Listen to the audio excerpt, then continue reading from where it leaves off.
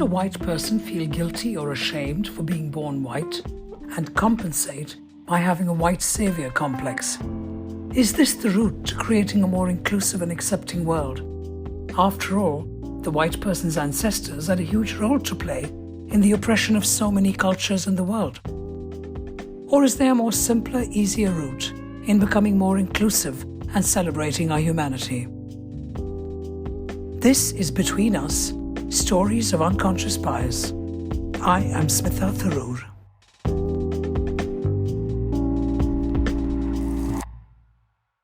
Welcome, everyone.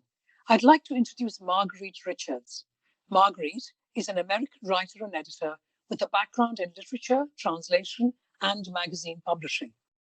Focusing on world cultures, she aims to understand the nuances that separate us with a resolve to further our understanding of each other through her work. Marguerite has spent many years living in different environments that are foreign to her: Holland, Chile, France, and now she lives in Sri Lanka. She's currently editing memoirs by Iranian, Kuwaiti-American, Bangladeshi, and Ugandan-American authors, and gathering writings for an artist book about birth traditions around the globe. Recently, Marguerite created a collection of diverse stories by authors from many Muslim worlds called The Ordinary Chaos of Being Human, which was published by Penguin in December 2019. Marguerite says that her mission is to try to promote cultural awareness by supporting the voices of those heard less often than her, specifically through the channels of literature. So I'm really looking forward to hearing Marguerite's stories. Thank you so very much for joining me to share your stories on unconscious bias. Thank you. I love your introduction. That's a beautiful, concise introduction. I'll have to keep the recordings. I'll send it to you, Marguerite. Okay. So when we're talking unconscious bias, which I'm so pleased that you've agreed to join me on this conversation, what do you understand by unconscious bias? Well, I look at it pretty straightforwardly, just as prejudices in general that we have about other people that we're unaware of, and mostly based on their outward appearance. But what's particularly interesting, I think, about it is that how much it can confuse and surprise you to find that even though you have this notion of yourself, your own identity, as a good person, your own biases can actually come in conflict with your identity, as a good person. And this can be confusing, to not understand why you have a certain reaction to a person just based on their outward appearance. That's really interesting. Sorry to pause there because you used the word prejudice, Marguerite. And I'm just trying to think about what that word means to you before we even think about what identity means to you. I mean, you've said lots of very interesting things. So you're saying you kind of look at someone and then there's a negative opinion? Is that what you mean by prejudice? Well, you might have just like a reflex and just not really understand it, and not really know what to do with it. And I think that's what that bias is, just not knowing what to do, have a negative reaction, have some sort of negative reaction and not really know. And it really takes some time to peel apart, where it is that comes from or why you even had it, even when you think of yourself as someone who has the greatest intentions to all people. I recently read something about how it's only 0.01% of our DNA that's responsible for the expression of our skin color and the traits, all of which, are outward appearance that we define as race. And that's such a small amount, but those things are the things that are defining each other or biased by when you look at a person. When you're talking specifically about race, of course, unconscious bias is a much broader subject than just race. But I think the subject of race and analyzing my own white privilege and everything and learning more about this, I think, is what really woke me up to just the idea of unconscious bias in general and how we're all programmed with certain ideas about people based on what they look like and how they carry themselves or their perceived financial background. Yeah. And it's just, as you said, 0.1%, which is literally nothing. And yet the world over, we look at someone, and you live in Sri Lanka, so the majority of people around you are brown skinned. They're Sri Lankan people. And yet even amongst our own, I mean, I'm Indian, as you know, Marguerite, but even amongst our own, we can look at each other, both brown skinned, but one is slightly lighter than the other. And then there is a perceived opinion or assumption on that individual in terms of maybe good looks, for example. But continue, Marguerite. I'm just curious to know, because You've traveled and lived in countries that are very different to each other. I mean, I'm thinking Holland and Chile and now Sri Lanka, three countries. Not that I've been to Chile, but I've certainly been to Holland, and I can imagine what Sri Lanka is like because I come from southern India. But very different countries in terms of culture and language and everything else. So, what kind of stories are we saying in terms of you? Because you talked about the word identity, and I think you also said values. So, can you just expand on that? What you meant by that? We have to learn, or I've had to learn a lot about my own biases that I've been naturally programmed with as being a white American. And it's been triply complex by living in a new cultural context with my American white gaze. You know, for most of my life, I've been traveling since my 20s, and now I'm in my 40s. And I really have not understood it as clearly as I know it now when I'm living in Sri Lanka, where it is so much more apparent. Our differences are so much more apparent when it comes to culture, identity, skin color, perceptions of socioeconomic level, all of those things. I was thinking about the stories that you wanted to hear because it would help kind of hone in on a particular example. Please, yeah. Because, yeah, there's so many ways to look at this, and I love the subject. One thing that really struck me when I got to Sri Lanka, so I have spent a lot of time living in France and also in Holland, where the culture is very similar to mine, but living in Sri Lanka, I mean, it's just so starkly different. And one of the things that really startled me when I came here was how people call each other out, you know, even as a term of endearment by the color of their skin. So you call someone Kalu or Sudu, like as a nickname. In Sri Lanka, it's a big nicknaming culture. People will, you know, rarely call each other by their real names. Everybody's got these nicknames. And Kalu is black and Sudu means white. So I'm married to a Sri Lankan, and he's pretty mocha cappuccino in skin color. And I'm very fair and white. And my son, he inherited my skin color, but with really nice tan. But he's definitely got my coloring, and everybody just naturally is calling him Sudu. He's Whitey. They're calling him Whitey here. And it's also very common to call someone. So his cousin, he has a little cousin over here who's very, very dark skinned compared to a lot of the other family members, and he's Kalu. And they just call him that. They call him Kalu Baba, and my son is Sudu Baba. And there's nothing attached to it. It's really just a term of endearment. But as I've come to understand and knowing my family, there's no, you know, idea that one kid is better or more worthy than the other by their skin tone.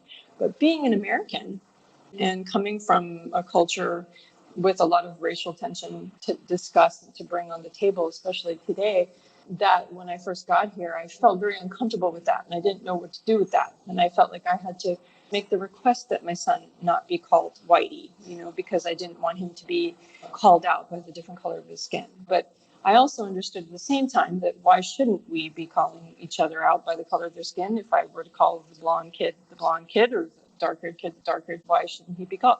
We should be celebrating our differences. But there's the added complexity over here of the colorism that is inherent in the culture. You see skin whitening products on the shelf, and it's common for even, you know, teenage kids today to be talking about how they don't want to play certain sports because they're concerned about their skin getting darker. And that's, as an American, that's really hard for me to stomach that kind of colorism. So it's difficult for me as a white American to divorce the different ideas between celebrating the diversity among us by outwardly talking about, you know, you're black, you're white, and divorcing that notion with the fundamental overt prejudices that exist over here. And I'm just, listening intently, Marguerite, because there are a few things here. One is the fact that you can't help it. You're looking at it from the lens that you've been brought up in, which I know is 0 to 20, and then you've lived in lots of other countries after that. But the point is, one of your identities is very much that you are American, that you are white. And you use the word privilege, which we can talk about in just a minute. I mean, attached to the word white. But therefore, you automatically, unconsciously, implicitly, and this is your unconscious bias, can't help but view the world based on your prism of what matters and being right and being inclusive. And so if I'm white and I feel that I have privileges that you do not have because you are not white, then it doesn't seem right that we are being called out for the color of our skin. Is kind of what you're saying. But then obviously on the other side, because it's immediate family and it's somebody that you know well and it's close family, you realize that there is no overt negative connotations used in those words. Let's imagine these two little children, who I'm assuming are little, but let's imagine they're now 20 years old and they continue to live in Sri Lanka and they continue to be called by their nicknames, Kalu and Sudu, I think you said. So Whitey and Blackie, for want of a better word. What would that mean then in terms of their identity? Would it matter at all, or is it just a word? I mean, that's what I'm coming to, that's really what bothers me the most. Having children, you recognize how important it is for you to be teaching them about what your values are and how people relate to them. It says a lot about that. And so because I see the way that I'm identified over here, because I'm white, without knowing me or where I come from, dark-skinned people automatically assume that I have a lot more money than them, that I come from a rich country. All sorts of different ideas. There are inherent inferiority complexes that come up, in conversation. And my son, yes, I do believe that when he's 20 years old, if I don't drill it into his head now that his skin color does not make him better, there's a chance that he may grow up believing that he is better. I think that needs to be something that's dealt with, and I can't imagine myself in a different context right now if I were back home in America and how important that would be. But over here, it's so overtly obviously important that's my job to do, that I need to teach him that. Yeah, and thank you for that, Marguerite. And of course, I mean, I'm brought up in India, as you know. So, India, Sri Lanka, same difference, same stories. And I have a nickname, but my nickname has no reference to the color of my skin.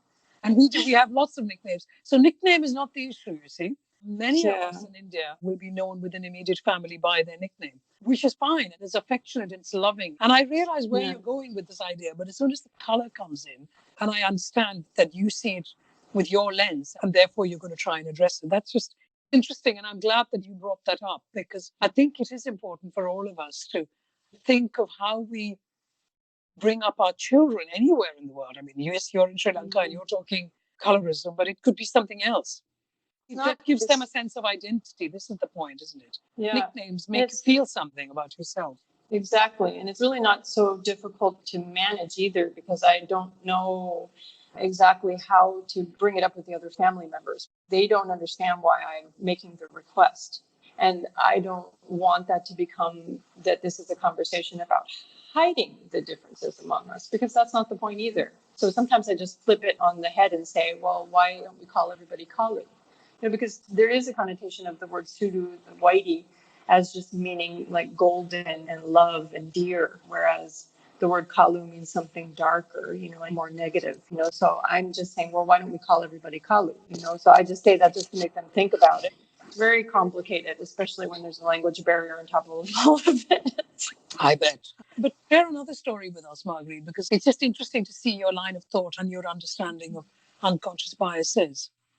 Well, my book is a big learning experience for me. I gathered stories from all around the world, from writers of many different backgrounds who are coming from many Muslim worlds. And they're nonfiction stories. They're all true stories, but they're very personal stories. They're not essays. They're stories just like any kind of fiction short story would be written about a pivotal moment in the person's life.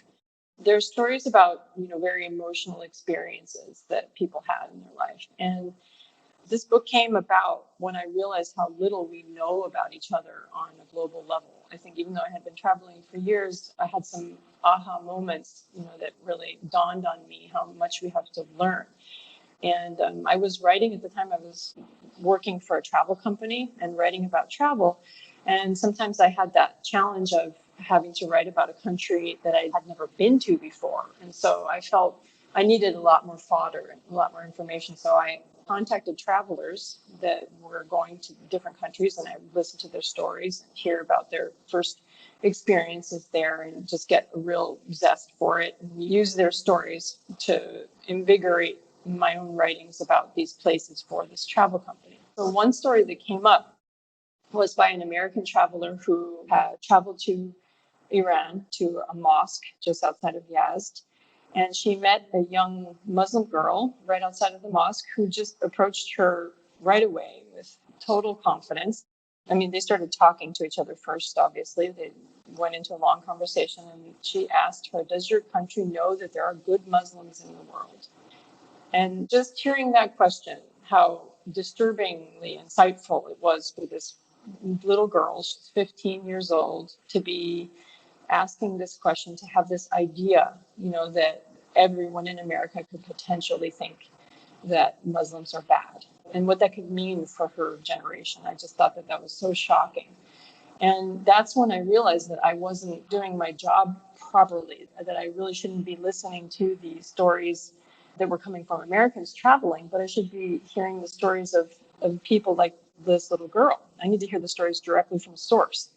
So I realized that I hadn't actually thought about her perspective at all. I didn't even think about it. I was too busy concentrating on our own perspectives about other cultures rather than thinking about what her perspective could be about us. And I really had no clue. So I felt like that's why I needed to make the book. And I realized, like, in the making of the book and in the concept in itself, my view was really overly simplistic. And I wasn't recognizing that all of the biases that I would naturally be impregnating by making this book, I had no choice. In the making of the book, it had to be, in order for it to be authentic, I had to make really clear that I wasn't trying to represent anyone, or that the writers didn't have any responsibility to represent their country.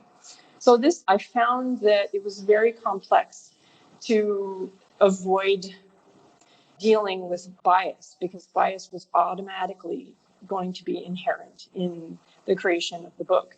And it became so complicated, I realized my only criteria had to be to just celebrate people for being people, to celebrate them for telling their own stories, and really But just all of them from Muslim worlds, though. That's the thing. Correct. Made a decision, Correct. Yeah, that's true, but which are also different. So that's the point, is that they're also different. And so I had to find what the commonality became, that they were human moments, that people were sharing their most human emotional moments, and that it was so personal to themselves. That's why I would take the story. That's why I would choose the story. Because so, for example, just for us to understand. Well, one really good example is a story, like, I had to let go of my own biases in order to decide on stories. For example, there was one story that I received from one author who I've been chasing down for a really long time. I really wanted a story from this guy. And it was a huge gamble because it came at the very last minute in Arabic. And so I had to have it translated after I had already agreed. It was very last minute.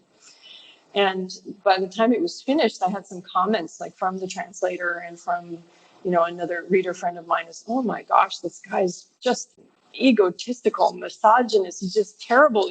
Like, why would you want to include it in your book?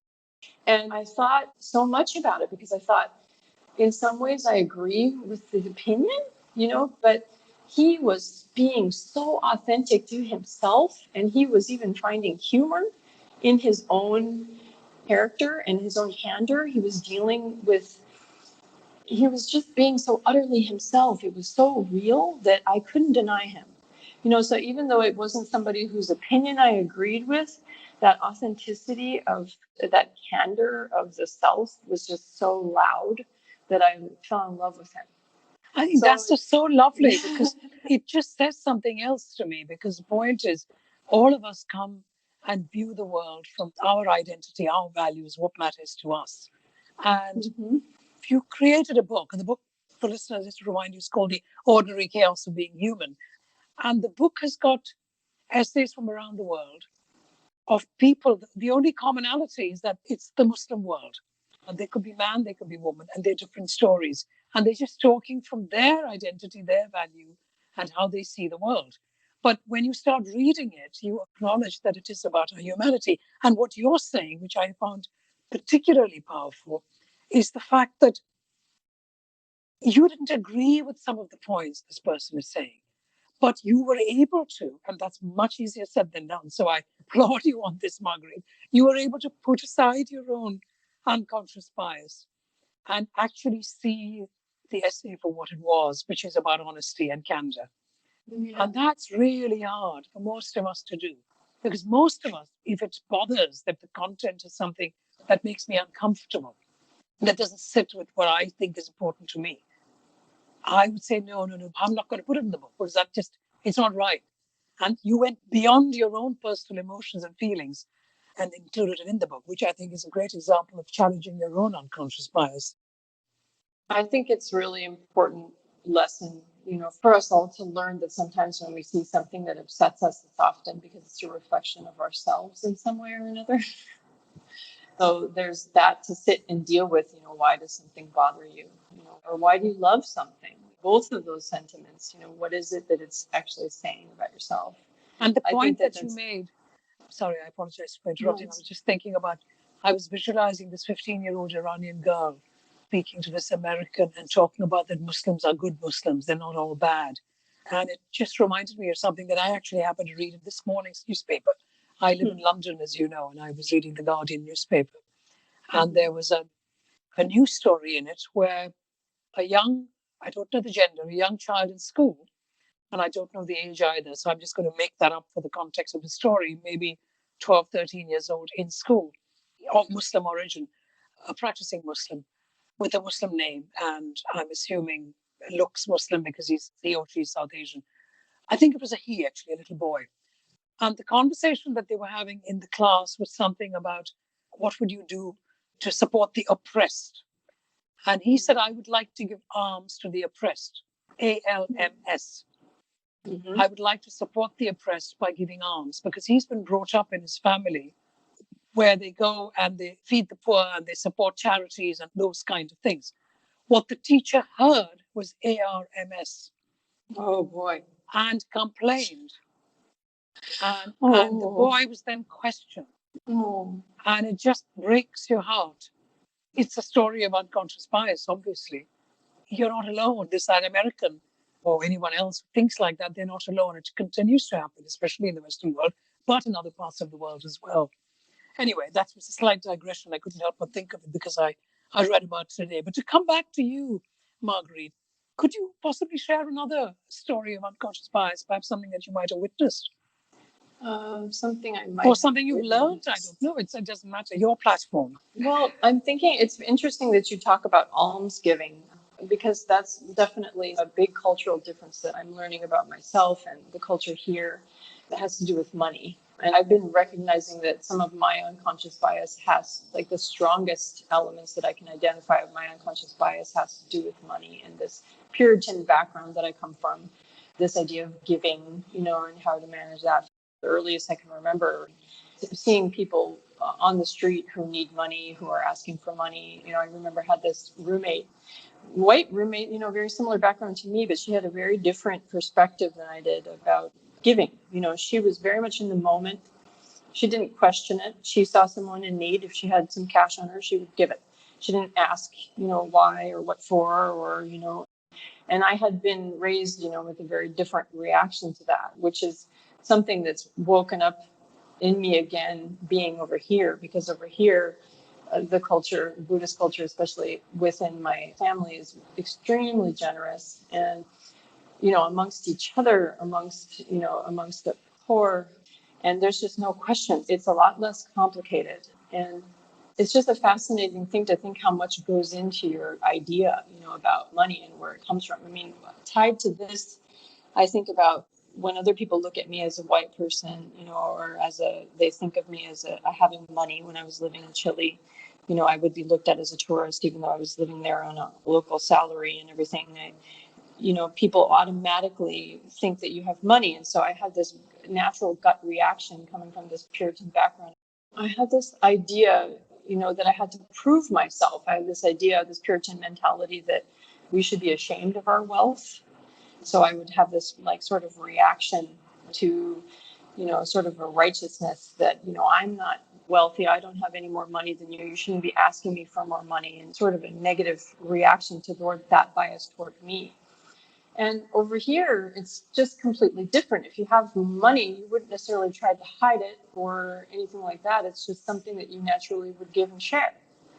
And it's just so much simpler than that. There's so many more positive feelings associated with that generosity that I really had never learned about. I think that's just so interesting. I mean, because what I'm hearing you say, Marguerite, is about how we human beings, we're made up of all kinds of different privileges, and I'm deliberately using that word, rather than feeling ashamed or lesser than or guilty. What is so much more important is to acknowledge and accept, this is who I am. Mm-hmm. And then look at the world with that sense of, it comes back to our own identity, don't you think? Mm-hmm. It comes back Mm-hmm. to our own self-belief. How do I see myself? I certainly, in the early days, you saw yourself as feeling guilty because you had money and perhaps others didn't have as much money, whatever money means to different people. But it could be other things. I mean, certainly I know when I look back on my childhood that I felt I was very privileged because I was really genuinely brought up in an inclusive, liberal, accepting, non-judgmental home. Whereas there were many other people I knew growing up in India at the same time who may not have had the same experiences. Does that make me feel guilty? No, it doesn't. I think I'm very, very lucky and I want to celebrate that. And if nothing else, let's talk, have these conversations like you and I are having, so that more people understand about inclusiveness and so on. Equally, whether it's an actual, hold it in your hand kind of object like money, or whether it's an experience or a feeling. And I'm saying that only because, especially today in the Western world, referring back to something you said earlier, a lot of people who see themselves having white privilege, and these are the two words that you used much earlier in the conversation, start feeling guilty about it. Yeah. I'm white and therefore I'm privileged and therefore I'm guilty and so I must do something about it. Now, I think we all know that if we come from a position of guilt, the chances are that we're not actually going to be able to see the world in a proper, open manner and really do the right thing by ourselves in the world we live in. I couldn't agree with that more. And that's definitely one of the biggest lessons that I've learned. I mean, and I'm still learning about in this process, is that's the one we have to stop. I also recognize how important it is for me to continue speaking to as many white people about this subject as possible, especially white Americans, because that guilt is a cookie cutter response. It's always the same sort of close the door in your face. There's no reason why I should be ashamed or guilty for my whiteness, so I don't want to talk about it anymore. And that is the last thing that we want to have when we want to have these open conversations. So as soon as you can just remove that sensation from yourself and recognize that as, the person that you are today, you have absolutely nothing to feel guilty about, for yourself, for what you've done. I mean, I hope not. I know I don't have anything to be guilty about in my lifetime about what I've actually done to anybody, in terms of the big history of white supremacy and everything. So I have nothing to be guilty about. My only responsibility is awareness. My only responsibility is openness and willingness to discuss and hear people and not lash out or react or defend. It's just to open the ears and just listen, because that's what we haven't been doing. I'm just recognizing the lack of awareness and how it's going to be a forever long, lifetime effort to be listening to people who are different than me, and recognizing the role that my ancestors had to play in the oppression of so many cultures in the world. Just recognizing it is my responsibility, not feeling guilty. And I think that kind of very neatly brings me to the question that I was going to ask you. You've kind of partly answered my question. So how do you manage your unconscious biases? Certainly listening and recognizing are two, but I mean, would you like to add something else? I mean, is there something else that you do to manage your unconscious biases?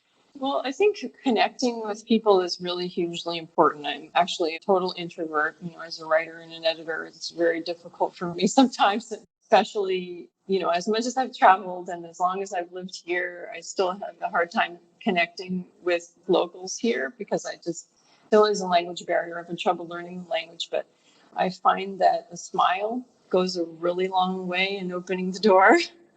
It's just kind of treating people with kindness and to try to open up those conversations and having these moments, of connection with people. That definitely is an effort. And also, like I mentioned, recognizing there's no guilt that you should ever be feeling for who you are, that you have a natural curiosity and openness for everybody that you meet. And, just thinking about your responsibility, I think like there's this notion of white saviorism too, is that what comes after the guilt is this feeling like you have to do something. And, that's not exactly what needs to happen. It's about mutual support. I think it's more about just understanding and listening and being a part of the entire conversation, and also being aware that there's, centuries of backlash that might need to happen. We need to hear out some people on the podium who haven't had their chance to voice themselves before, and that might be aggressive, but that's okay. It's all part of the conversation. It's going to get messy. And I definitely recommend to have as many conversations as possible with as many different people as you can, even if it feels difficult. And that's exactly what you're doing, aren't you? Because you're now getting memoirs from Iran and Bangladesh and Ugandan-American writers and Kuwaiti-Americans and so on. And so essentially what you're doing, which I said in my introduction of you, is you are really trying to promote cultural awareness and the fact that let's celebrate our difference because it's all about our humanity. And in your own way, you're listening, you're engaging, you're smiling if you can't speak the language, and just being open. And you're not going to feel guilty because you happen to be born white, whereas perhaps somebody you're talking to is not white.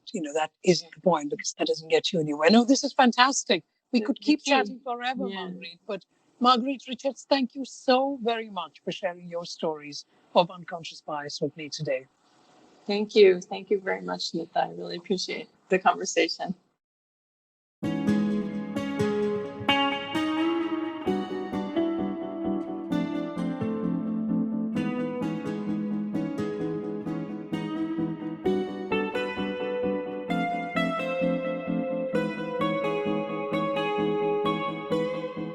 Thank you so much for listening. I have been told that this podcast is ranked in the top 3% globally and heard by people in 98 countries. Thank you, listener, wherever you are, whether it's Albania, Afghanistan, Nigeria or Nepal, Sweden or Saudi Arabia. We could not have this podcast without you, the listener. As always, if you like this episode, please do share. I would also like to thank Jack Godfrey for his original music for Season 6.